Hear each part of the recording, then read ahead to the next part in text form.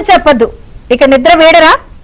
ఇవి టీటీడీపై AP high court చేసిన ఘాటు వ్యాఖ్యలు. పరకామణి కేసుపై ఏపీ హైకోర్టులో విచారణ జరిగింది. కౌంటర్ దాఖలు చేసేందుకు టీటీడీ మరింత సమయం కోరడంపై న్యాయమూర్తి ఆగ్రహం వ్యక్తం చేశారు.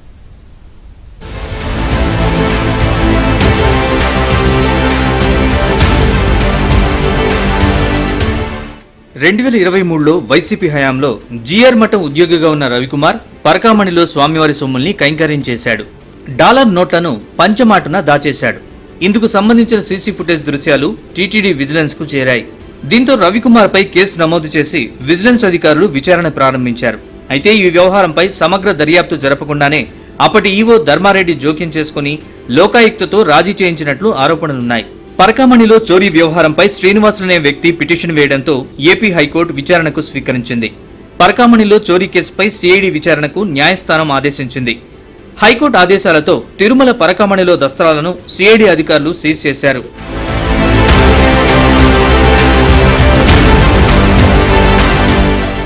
తిరుమల పరకామణిలో చోరీ కేసుపై హైకోర్టులో విచారణ జరిగింది. సీజ్ చేసిన ఫైళ్లు సహా ప్రాథమిక దర్యాప్తు నివేదికను హైకోర్టుకు సిఐడి సమర్పించింది. ఈ ఘటనపై కౌంటర్ దాఖలు చేయకపోవడంపై టీటీడీ అధికారులపై హైకోర్టు ఆగ్రహం వ్యక్తం చేసింది. టీటీడీ అధికారుల తీరుపై హైకోర్టు న్యాయమూర్తి అసహనం వ్యక్తం చేశారు. ఈ నెల 27న టీటీడీ ఈవో కోర్టు ముందు హాజరు కావాలని ధర్మాసనం ఆదేశించింది. లేని పక్షంలో 20,000 జరిమానా చెల్లించాల్సి ఉంటుందని న్యాయమూర్తి స్పష్టం చేశారు. తిరుమల పరకామణిలో చోరీ ఘటనపై కౌంటర్ దాఖలు చేసేందుకు సమయం ఇవ్వాలని హైకోర్టును టీటీడీ కోరింది. దీంతో కౌంటర్ దాఖలు చేసేందుకు సమయం ఇస్తూ ఈ నెల 27కు విచారణను హైకోర్టు వాయిదా వేసింది.